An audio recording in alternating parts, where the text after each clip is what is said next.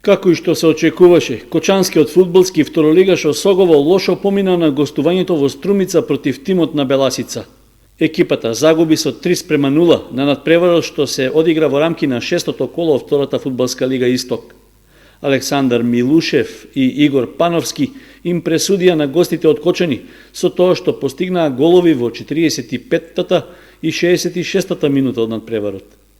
Публиката на стадионот Благо Истатов во Струмица се радуваше и на самиот финиш, откако домашниот играч Мартин Мирчевски во втората минута од продолжението по истекот на регуларните 90 минути ја затресе противничката мрежа и го постави конечниот резултат.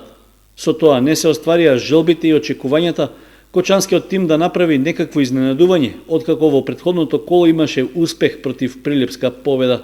Со тие 3 бода против Прилепчани, жолто-сините остануваат предпоследни на табелата, а благодарение само на подобрата гол разлика што ја имаат од Фенерџијата Питугули. Во следното коло на домашен терен Осогово ќе има нов тежок меч, со оглед што на Никола Мантов ќе гостува Кожув од Гевгелија. Екипа која со 14 бода во моментот е на третото место на табелата. Во првенството на првата пинг-понгарска лига викендов во салата на основното училиште Тошо Арсов во Штип се одиграа второто и третото коло, во кој екипата на Кочани имаше една победа и еден пораз.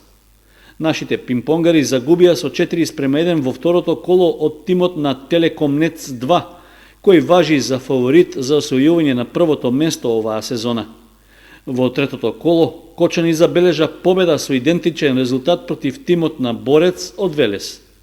Со 4 освоени бода досега, нашата екипа е на 6-то место пред скопските Пошта 2 и Дебар Маало.